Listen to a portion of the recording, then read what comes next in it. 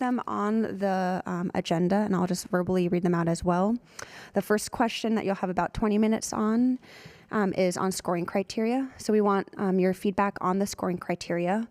Are there criteria that you don't want, and are there criteria that are missing?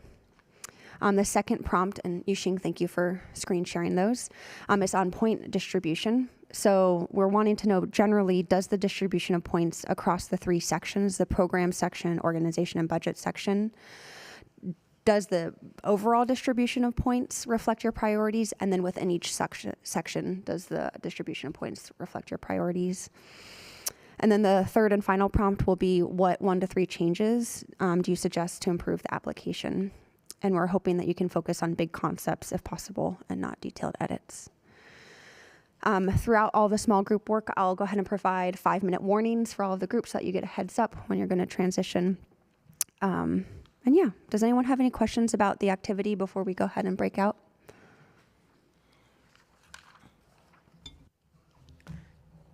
Just to clarify, Yeah. so we have a lot of forms here for Yeah. the folks that are in person. So I know we have the section with the application and the scoring criteria. The significance of this other document for this conversation, or is this just for our own edification? That will be for after break. Okay, Yeah. great. Thanks. Yep. Okay, so the breakout rooms, let's see. We're going to have a combination of different kinds of breakout rooms. So there's going to be an all virtual room with Erica. And I was going to point you to where you can join Erica in person, but everyone will be virtual, so that's not necessary. It will be Amarachi and Kamala. You'll be with Erica. In person with Lisa, it'll be Lene, Lolita, and Steven. And then there will be a hybrid room with Meg, and that'll be Dean, Jamie, Kathy, and Lisa. And then if Alex, Lisa, you will be Lisa W. You will be with Meg. Okay. Yes. Yes. And then if Alex pops in, they will be with Erica in the virtual room as well. Lolita? You mentioned Lolita? Lolita. If Lolita comes, Okay. she'll be in person with Lisa. Yep. Lisa, staff person. Thank you, Lisa W.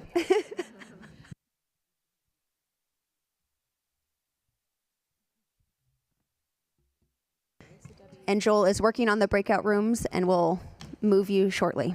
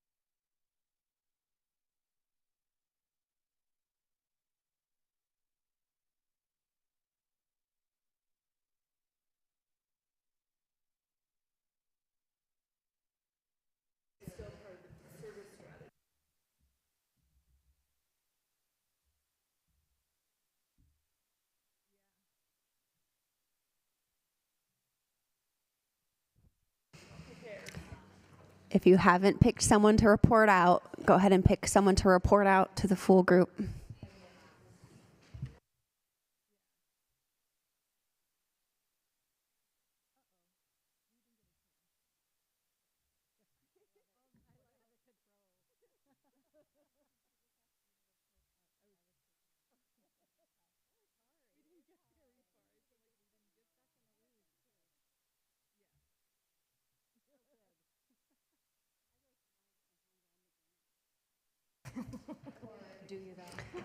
Calling our in-person group. In-person group.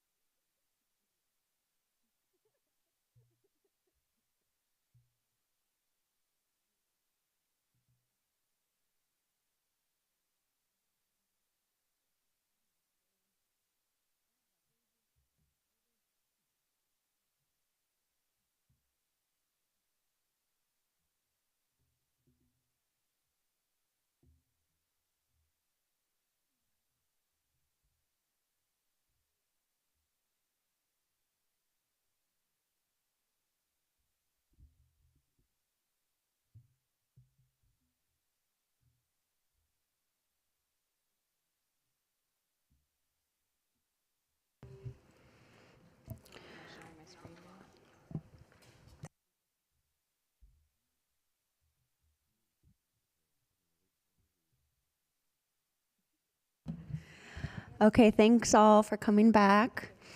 So at this point, we're going to go ahead and do a full council share out of all the different conversations that happened in the small groups.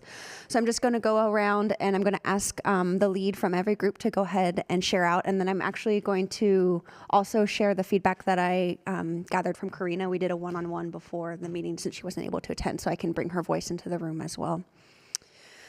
So I'll start off with that, and then I'll go to the virtual group. So from Karina, her feedback on these prompts, on the whole, she was sharing, and Meg is sharing the points up there as well, that the application questions encapsulated her values, the language is good and beautiful, the scoring rubric clear, and had a lot of small copy edits to increase the clarity of application questions, especially as she was thinking about the application from the perspective of folks who speak English as a second language. Was there anything else on there, Meg, or is that everything? Nope. Okay.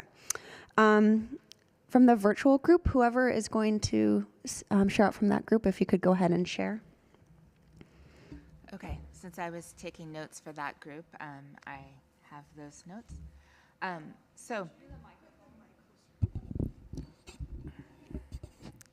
Okay, can you hear me now?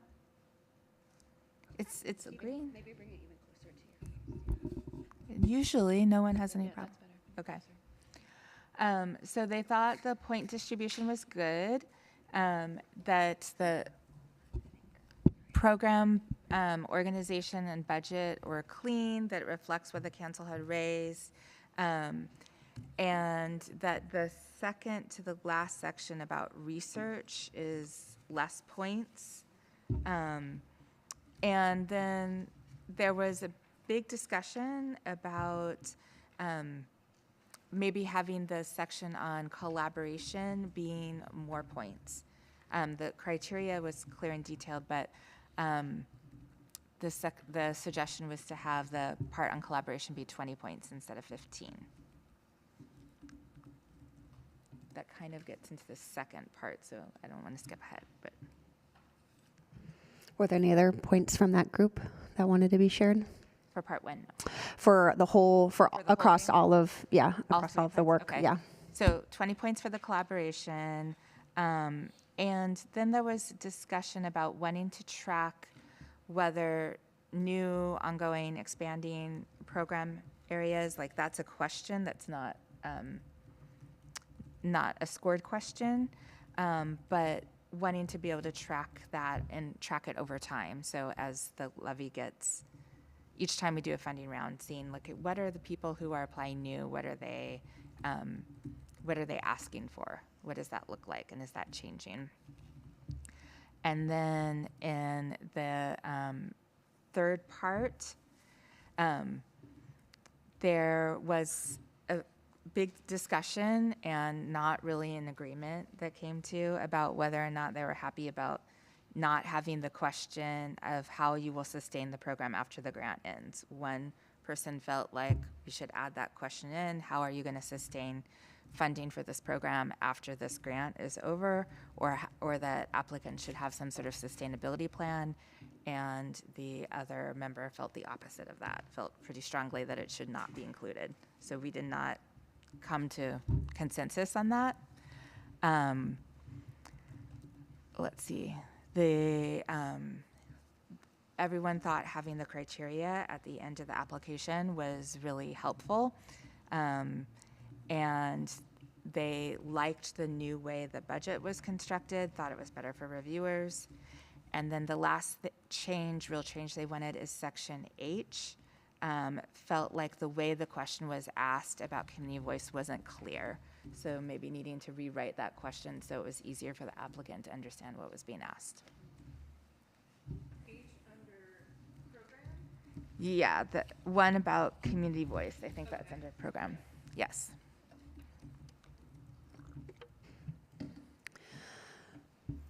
Folks who are in the hybrid group, would one of you mind sharing out your kind of top headlines across all 3 prompts? Yeah.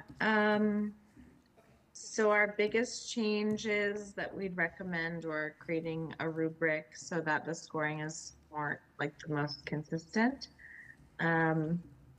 Simplifying some redundancies and highlighting the keywords for these questions. So felt like there was a lot of repetitiveness and it was difficult to tease out what they were asking. Reducing compound questions and more emphasis on experience, skills, and abilities to serve children and families. We felt like the children and families part kind of got lost a little bit. And revisiting some titles just to make sure they're aligning with the questions. And another one was, we only did this for the first section, but we had felt that our most important, or the one that should be weighted the most, would be section B, followed by C, then A, and then D. So just reordering which ones, and I don't think, point by point it matters, but just overall which ones have the most points. That was our priority.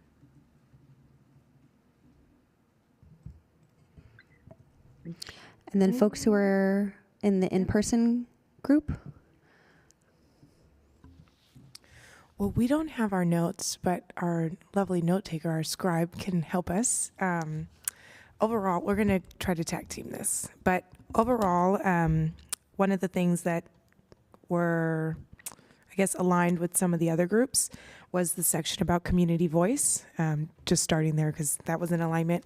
We do think that the language, if it's in the application, we want to be concise and specific. So like if there's words that are used in this criteria, we want to make sure those same words are used in the question, even though we'll provide the criteria. I think, for example, like the community voice question doesn't help someone infer how to answer that because it's subjective, right? So I think we need a little bit more symmetry in the language there. Overall, we did agree that the scoring of each sections were weighted a little bit how we would agree. So we think program should be the highest, but I think we agree that budget should maybe be a little bit higher. We didn't come up with a tangible number, but we know that we talked about taking out some of, or streamlining some of the budget questions, but we do think it should be weighted when talking about return of investment and outcomes for students and families. We want to make sure that those budget items are clear and that they are important. Do you want to add in another section that we talked about? Sure, and I think as we got into each section, we also were kind of thinking through, specifically, I think in program, how we might want certain of those subsections to be weighted a little more, like equitable outcomes or community outreach. I think we identified outreach and community engagement. And the other piece might also, in the organization section, we were wondering if it would be worth balancing the two first sections. So first is organizations' purpose, goals, and community collaborations, and then next is organizations, clients, community serve, staff, and leadership.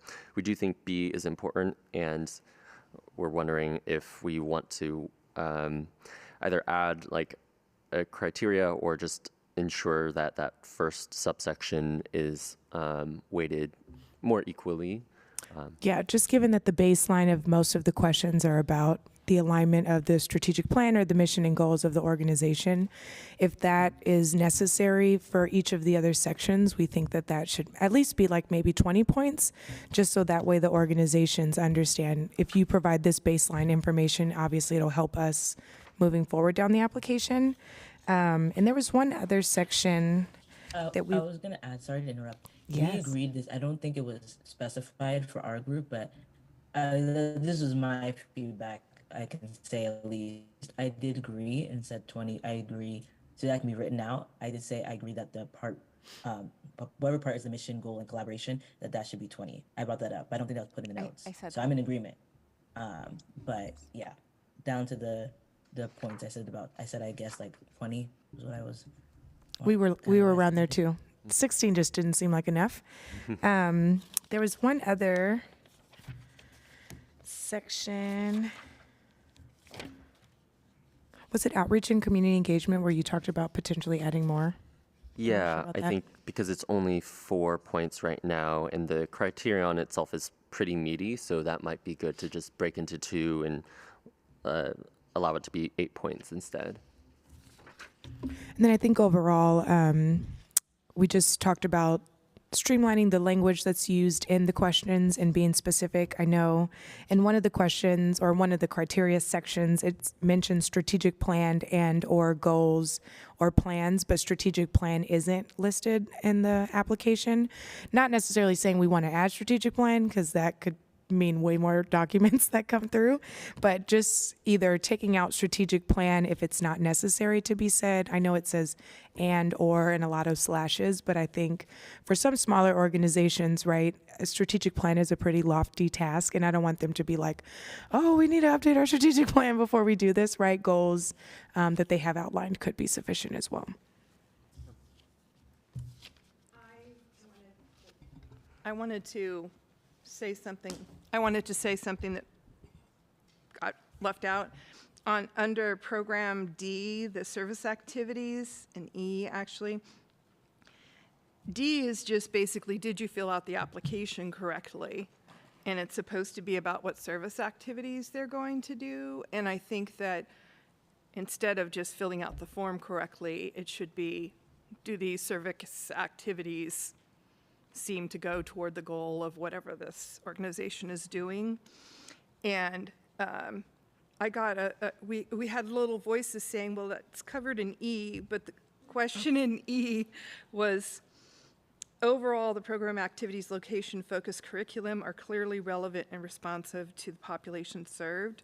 And overall in this program area, I don't feel like there's any question about how did you decide to serve these people and how did you decide that there was a need.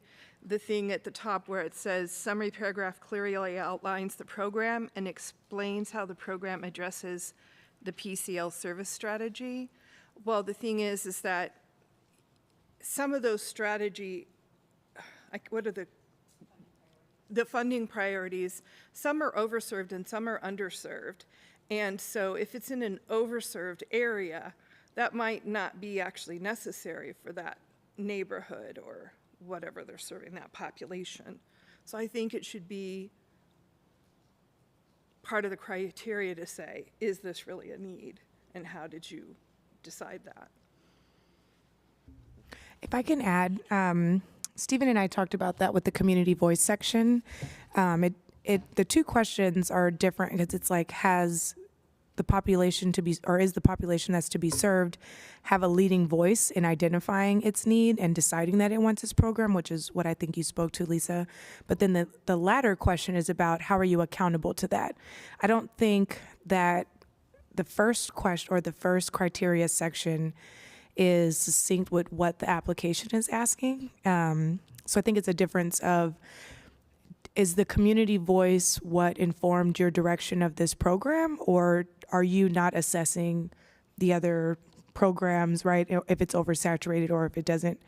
But and I think accountability comes after that, right? Like you can say the community, you're accountable to the community, but if they didn't inform what you're doing, then you're accountable to what, right? Really just kind of checking your own balances, I guess. But I think that section could be a little bit more clearly defined, maybe in the application, so that way it supports what we want them to say. But I do think there is a difference between the community informed our decisions and or we're being accountable to them. I think there's two different things.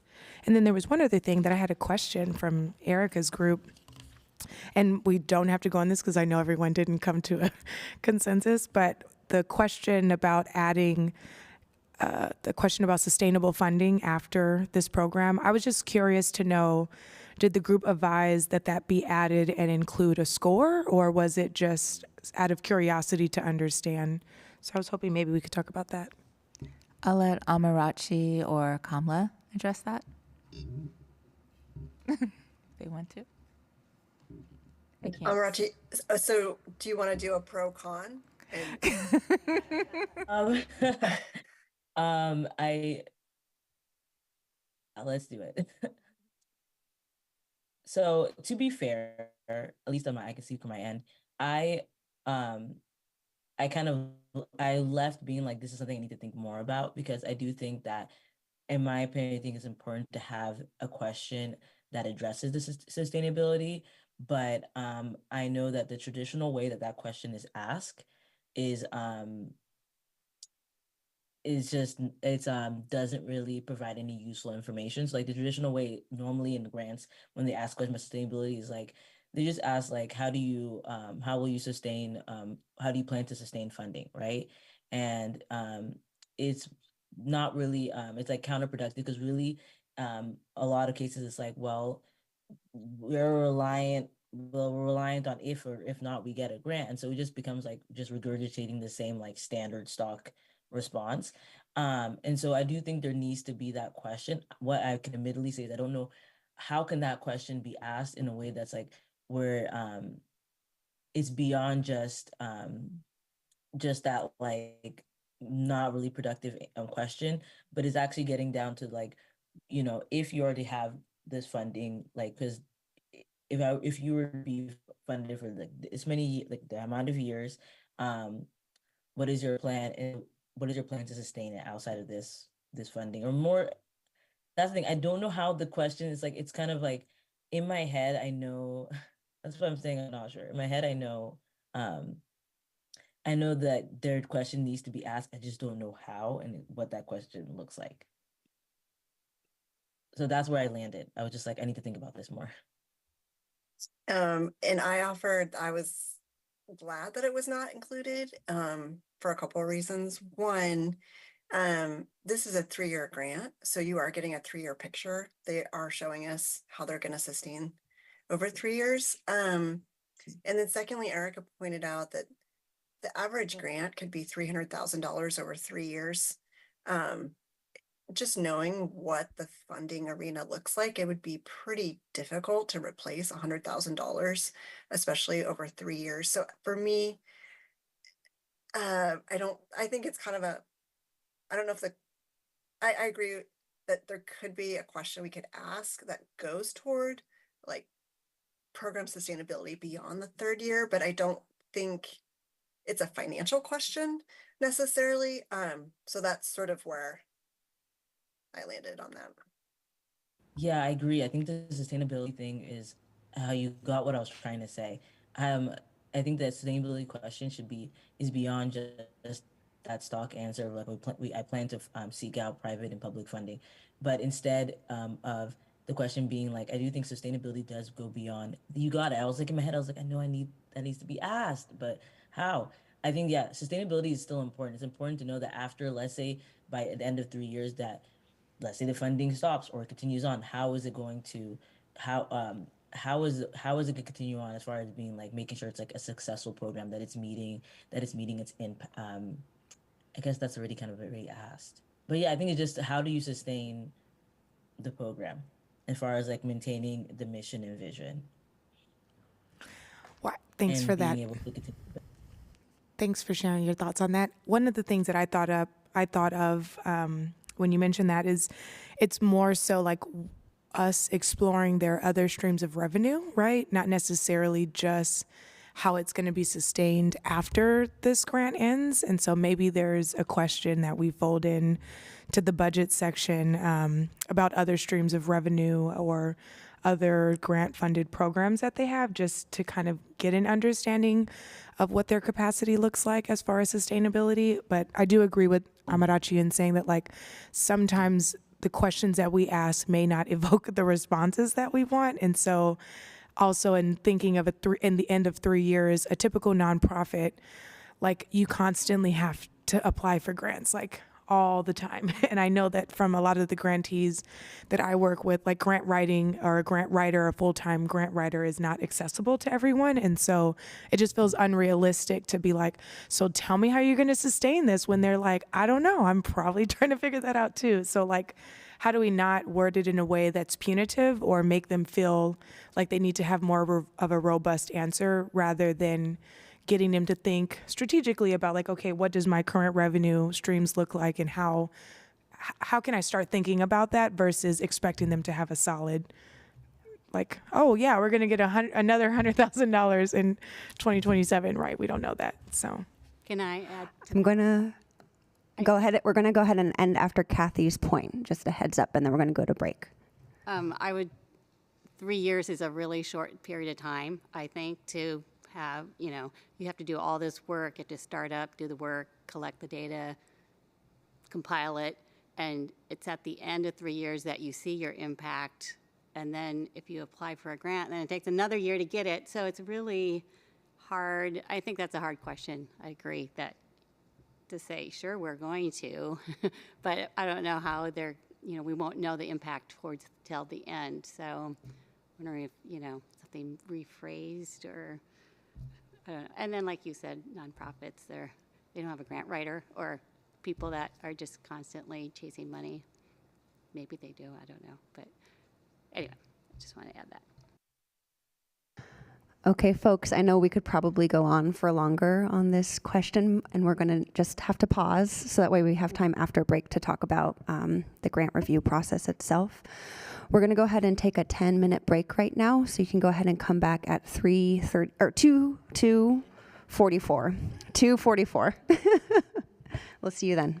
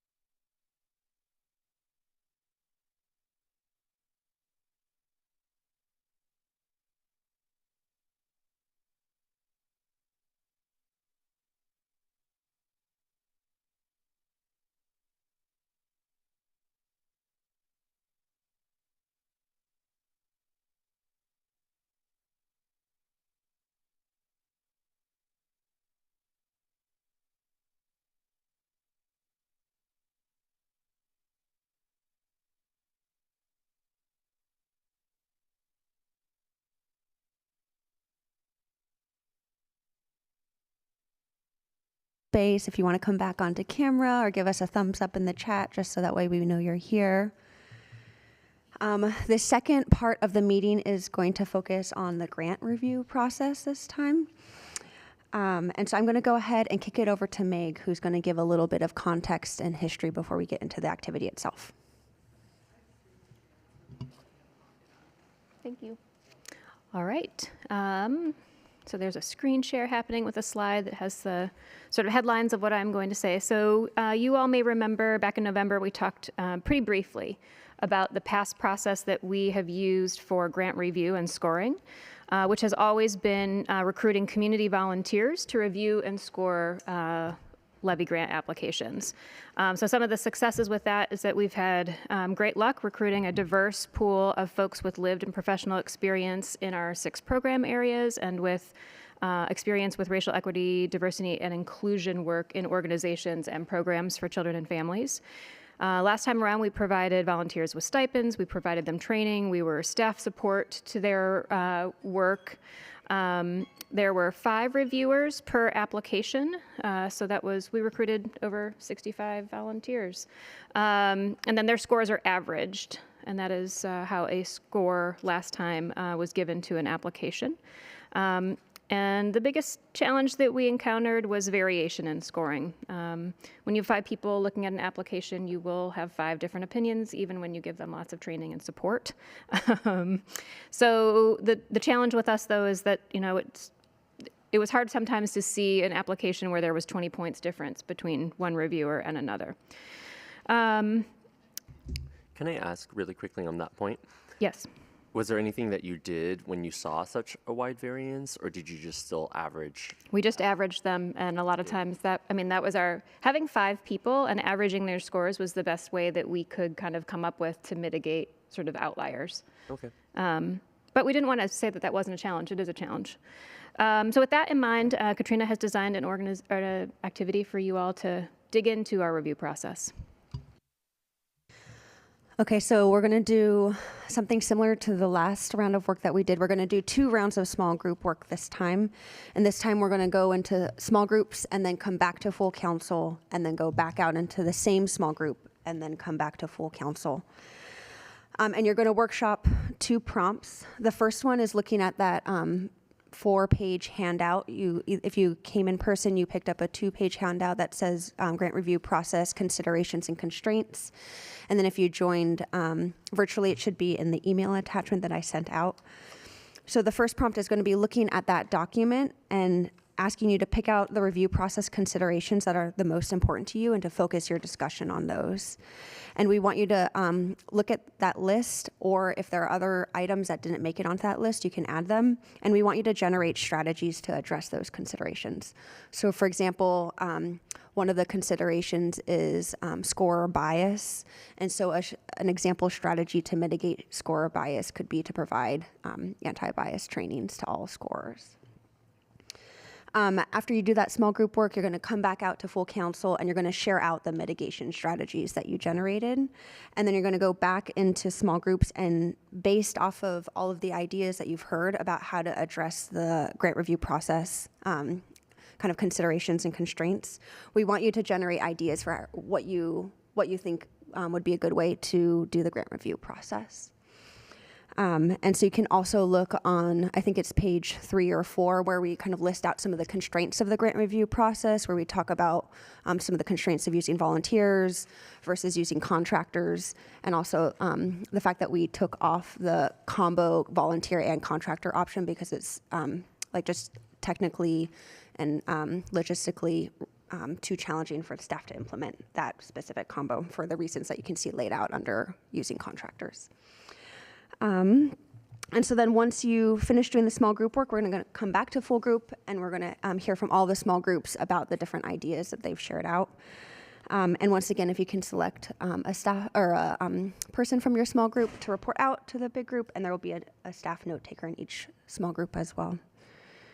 Any questions about the activity or the prompts? Lisa. How many applications were there last year? 116. And it wasn't last year. It was in 2019-20, but I knew what you meant. But Yeah. just wanted to clarify for others listening. And did the reviewers meet after they scored and discussed They scores? They did not, because convening meetings with 5 volunteers and 10 groupings of them or 12 groupings of them is really difficult. And so trying to put everything together in preparation for decisions to be made, we did not do that. And in hindsight, we're glad that we didn't, because the pandemic rolled out at that time and it would have been a major challenge in getting everything done in time.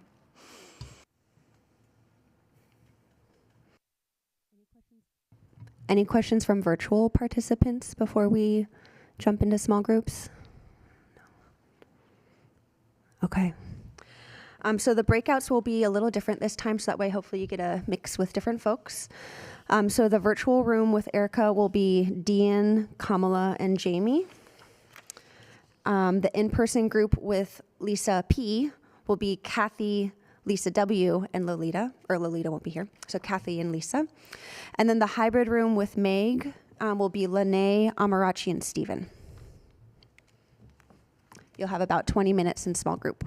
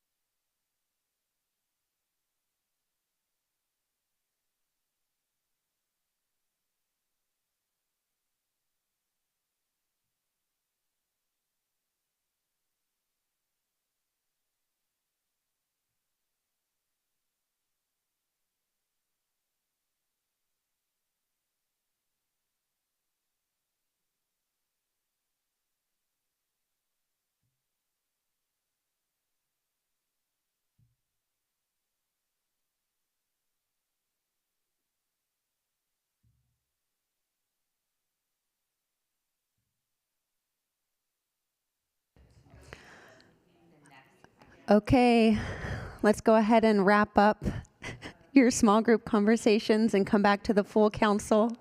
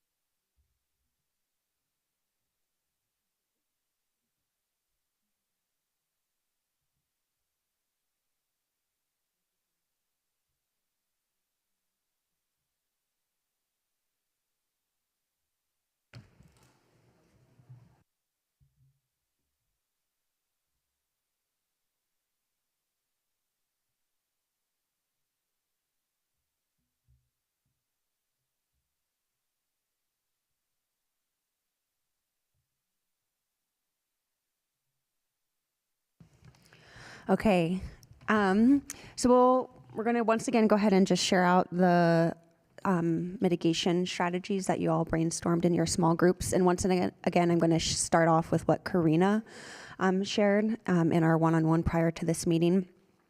Meg, do you mind scrolling up just a little bit? You're all good.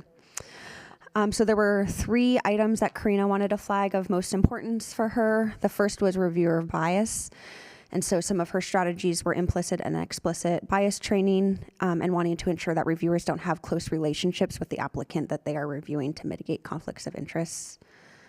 The second item of concern for her was reviewer transparency and safety.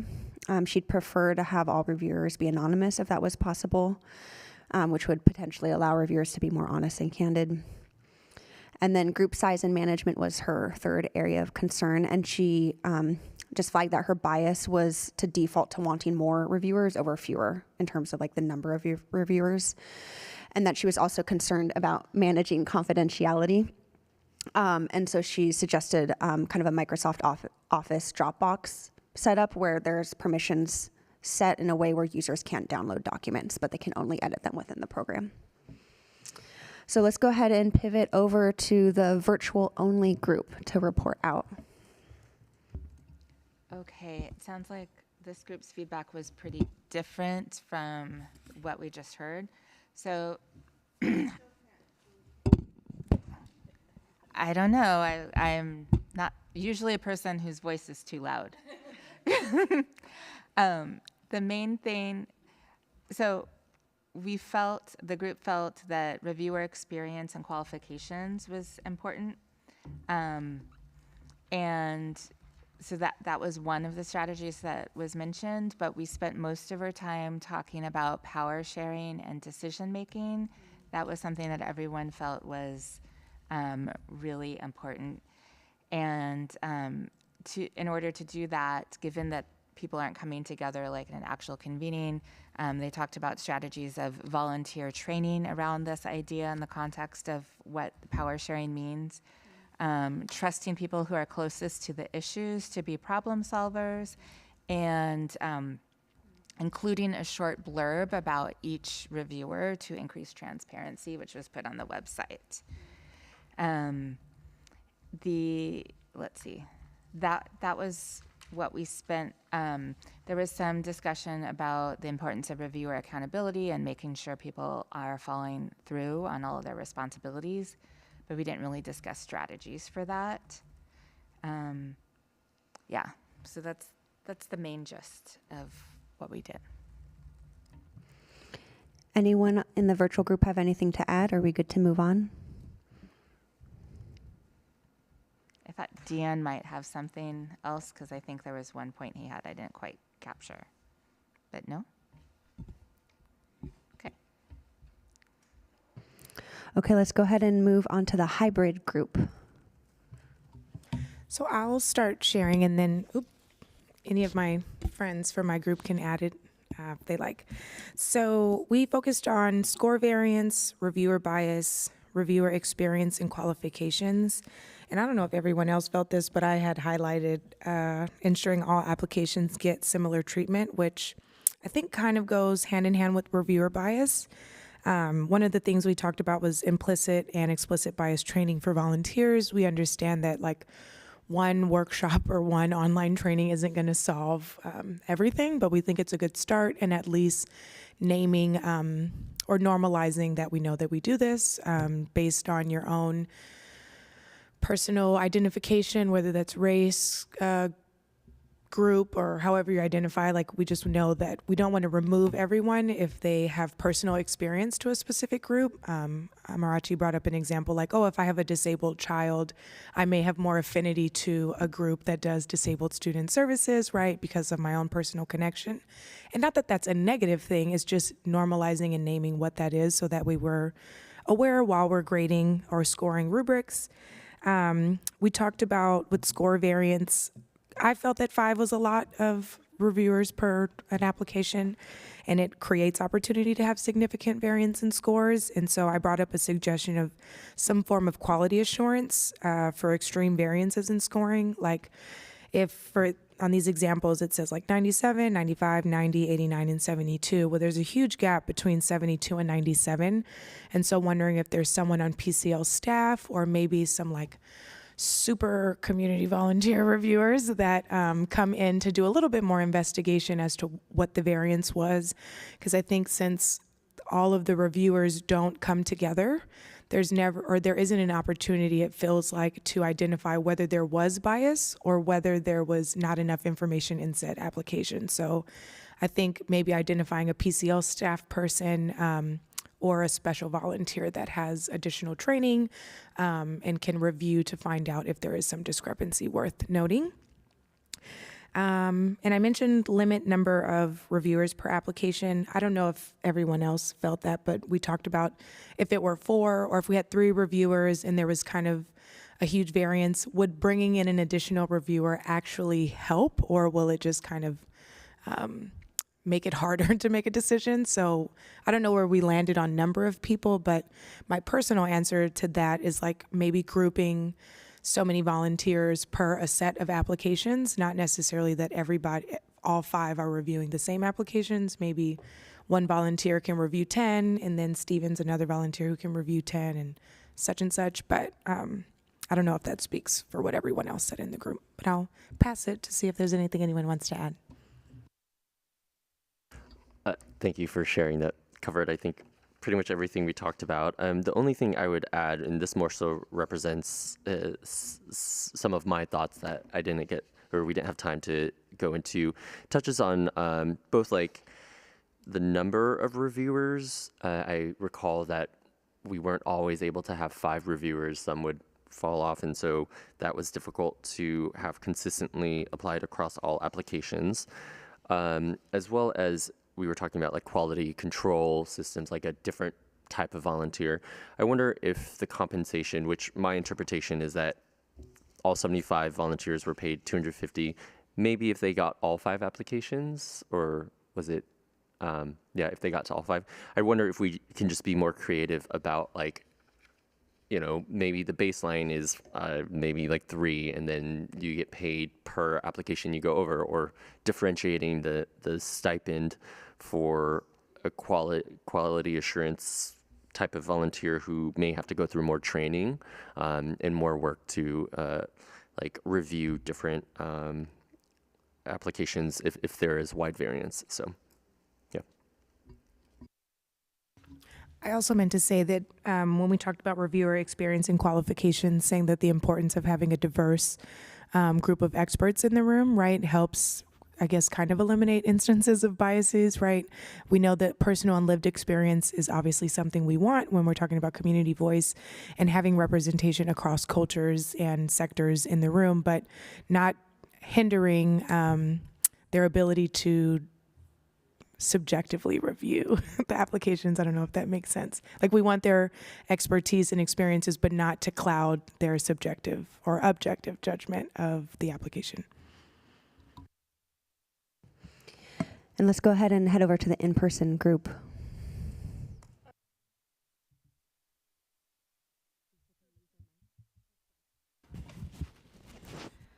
So the first one is score variance. We talked about having maybe more reviewers and then dropping the high and low score. So if you had 7 or Kathy thought even up to 12 reviewers just to help average things out. I think you could do it even with 5 reviewers. Like I averaged this out. When you average it with the 72 and the 97 in there, it's 88.6, but when you take those out, it's 91.3, so it does make a little bit of a difference. And then, again, I like rubrics. I think that if you have a rubric that clearly says this is what we're defining this as, and I use kind of an example that we used in scoring scholarships, which was community engagement. So community engagement, there's no community engagement, there's occasional volunteering, there's monthly volunteering, or person has a job and has done completed an internship in their field, and so you have examples to look at to know how to score it. I think that can make for much more equitable scoring. I know it's a lot more work to put the application together. I recognize that. The next one we had, did you have anything on that? Okay. Was reviewer and experience and qualifications. In this, we talked about how it's important to value lived experience as much as you value professional experience, because the experience of people who are receiving these services is just really often overlooked. And I think it's probably the most important part. And the other thing we kind of talked along with this, which went along with, I think, one we didn't really mark, which was reviewer compensation, is maybe giving some kind of compensation for like $250 if you complete 5, but then each additional one you get $25 or something like that. Using volunteers is pretty much what we were talking about, was using volunteers. And ensuring all applications get similar treatment. It's pretty much the same thing as we said under score variance, is using a rubric, and also I think how you recruit your volunteers and train them is important. Point of power sharing and decision making. Did we talk about that? No. Do we have any notes on it?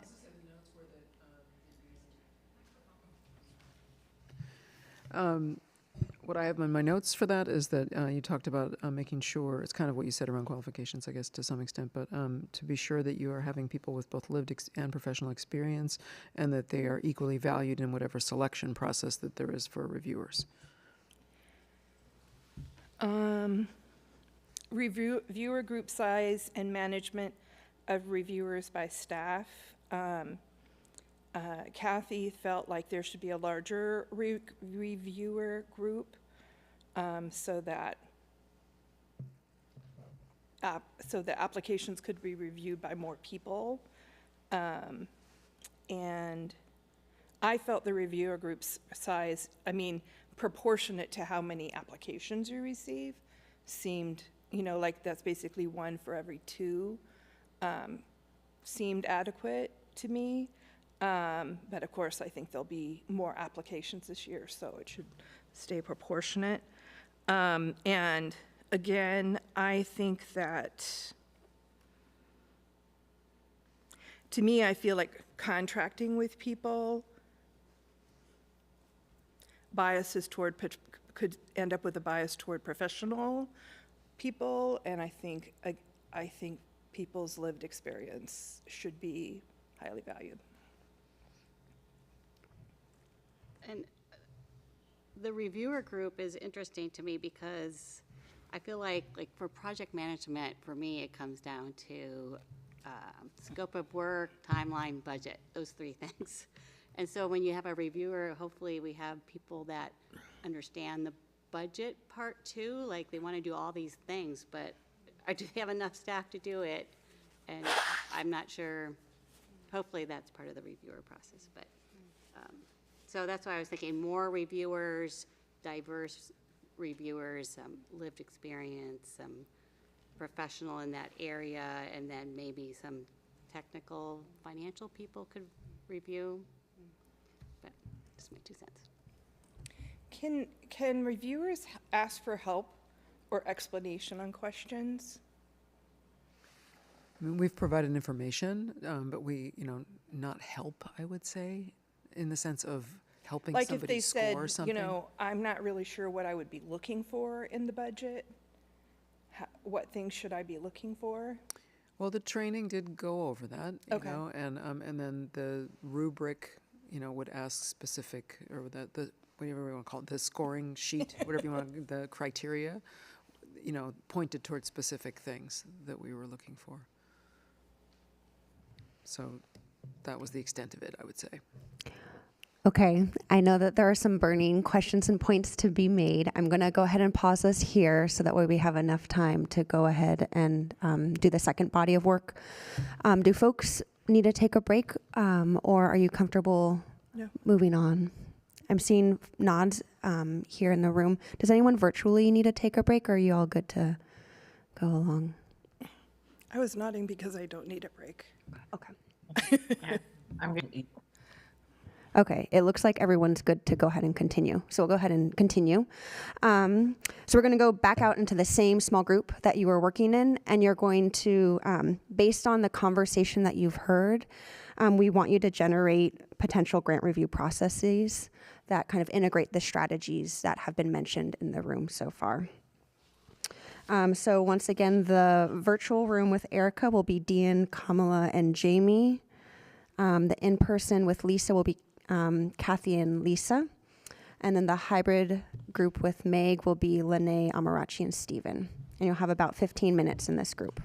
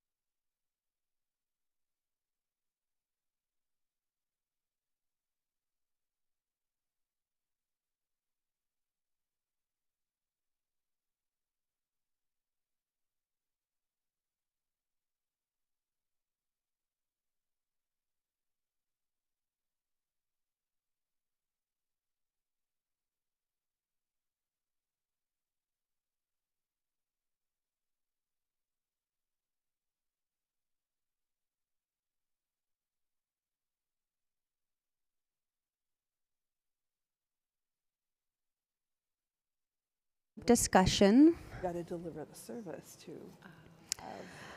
Yeah. So once again, we're going to go ahead and share out what came from the small group conversation, and in particular this time focusing on your ideas for how to run the grant review process.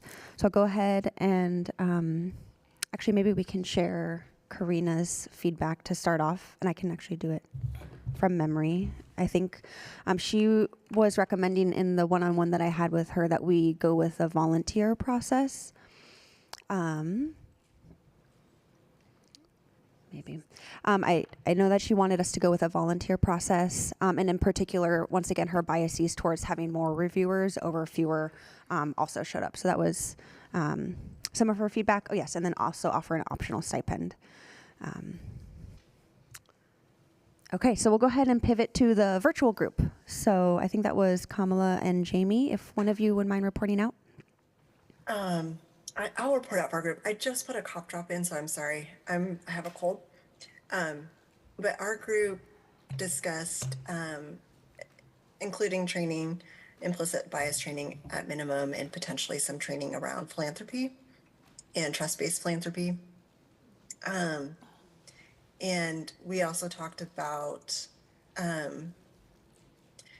think there's variance, but a personal preference is maybe less reviewers with more applications and a higher stipend. But I think there's also champions for a tiered system. If you review X amount, you get this. If you review this amount. I think that we also felt that it would be really wonderful if reviewers could be together, at least for that final decision point where they could hear who are the top applications and why. Where is there some muddiness? Maybe reviewers were scoring in kind of varied ways, and they could hear from each other about why that was, and that might convince some folks, oh, actually I was misunderstanding this, or I didn't have the lived experience to understand X, Y, Z. And so there's an opportunity to update scores even. And so we just talked a lot about whether or not that in-person piece could be accomplished, knowing that if there's a large amount of volunteers, it is complicated. And then another idea that I personally threw out, and I'll ask Jamie if she has an idea she wants to share too, was if volunteers are organized by focus area, like housing or foster care, for example, that potentially folks who don't specialize in one sector could audit discussions happening in another arena, just to build out that community learning and connection. And I'll throw it to Jamie if she has thoughts she'd like to add. I think the other, I don't have one on that. I'd have to think on that a little more, but was the compensation or the point, if there's a point distribution that's really large to average that, or if there's one that's so large that that's one that would generate or be flagged for like a follow-up discussion between the groups, but not necessarily like 20.1, but maybe if there's like a 40 point, or the exact number could vary. But if it's very large, it's important to come back as maybe a small group or a few people to discuss that. And in your group, am I hearing correctly that you're wanting to lean towards using volunteers? I think so. We didn't discuss contractors, so that might be one way of saying. Awesome. Okay. We'll go ahead and pivot to the hybrid group now. We consistently have not selected a person to share, so I'll start us off and invite the others in my group. I think the few things that we might add are, we talked about recruitment and just the importance on, focusing there and ensuring we're bringing in qualified and diverse sets of reviewers. But Meg shared a lot of details on how recruitment has looked in the past. I think we heard this as well. We talked about like a midpoint check-in or some type of check-in where, going beyond the training, folks have an opportunity to come together, to ask questions, to hear what other people are going through, and to, create collective understanding as a group, as a way to reduce some of the variance as well. And I think Meg was pointing this out, also a way to increase accountability and make sure folks are on track with reviewing the applications. And then, I don't know what else. So some of the things that we listed, we thought it was important to ask what's already in the training before just kind of assuming that those things weren't included. And so Meg shared that there is maybe about a 40-minute bias training that happens. And so one of my suggestions, as I wrote bias training on there, is like, how effective is that, right? Is there any section in the training that needs to be beefed up to ensure that it's clear and that folks are taking away what we want them to?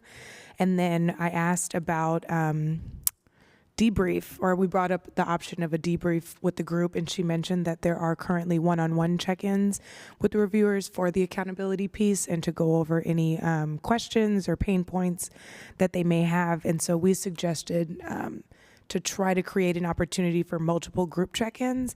We know it's not feasible to have like one day, obviously we can't all get here at the same time. So like, we know that one day isn't enough. So potentially spreading out multiple check-in points so people can opt into the one that is, that meets their availability, but also making sure it's communicated in the beginning that this is a requirement, just so that way it increases the opportunity for shared learning, but also gives the expectation that it's not just this one training and you're kind of off. It gives an expectation that we're going to circle back and make sure that, we're addressing any outliers or any anomalies that come up.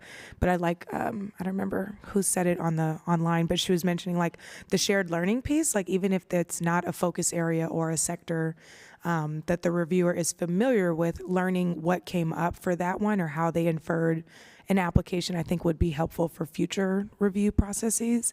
So I just think just coming up with a time for the group to debrief with each other and talk about not necessarily frequently asked questions, but things that came up frequently for the reviewers. Maybe it's something like, maybe Stephen reviewed an application and he didn't think about that, but hearing that I thought about it in that perspective may inform the way we both review applications moving forward. So we just think that it would be important to have some form of a shared learning or collective review. And then we talked about a quality assurance person for the score variances. We didn't really talk about specifically what that would look like, but I know I mentioned having a staff person or a super reviewer.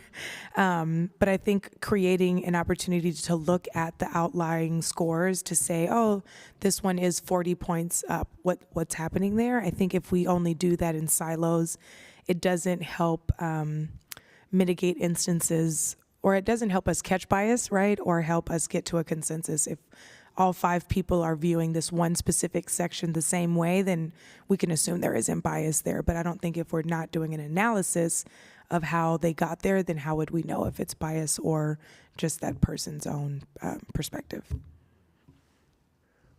And we didn't consider contractors. I think we just kind of assumed that volunteers would be the path forward. Amarechi, did we miss anything? Anything else you'd add?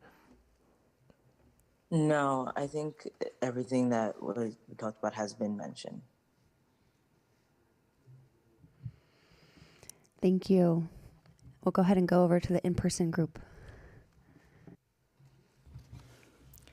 I think almost everything that we said has already been said. We also agreed with volunteers, with increasing the stipend and paying additional for additional work. So maybe there was like a I'm just making up these numbers, a $250 stipend if you completed 5, and then if, $25 for each additional one or something like that. And I think that's about all we had that hadn't already been said. Okay. Were there any last thoughts in the room that wanted to be shared on the process, on the point of the grant review process.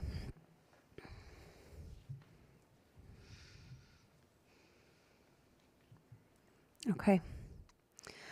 Well, we'll go ahead and move now to starting to close the meeting. So we're going to start off with an evaluation. Meg, are you good if I kick it over to you? Absolutely. Okay. Yes. For those of you who are here virtually, I'm going to put a Google form in the chat to give you some time to weigh in. And then for those of you who are here in the room, I've got a little handout to give you so that we will do a little reflection time that way. Any questions on that? A little different process. And we have about 5 minutes. We'll play some tunes in the background for those who are present.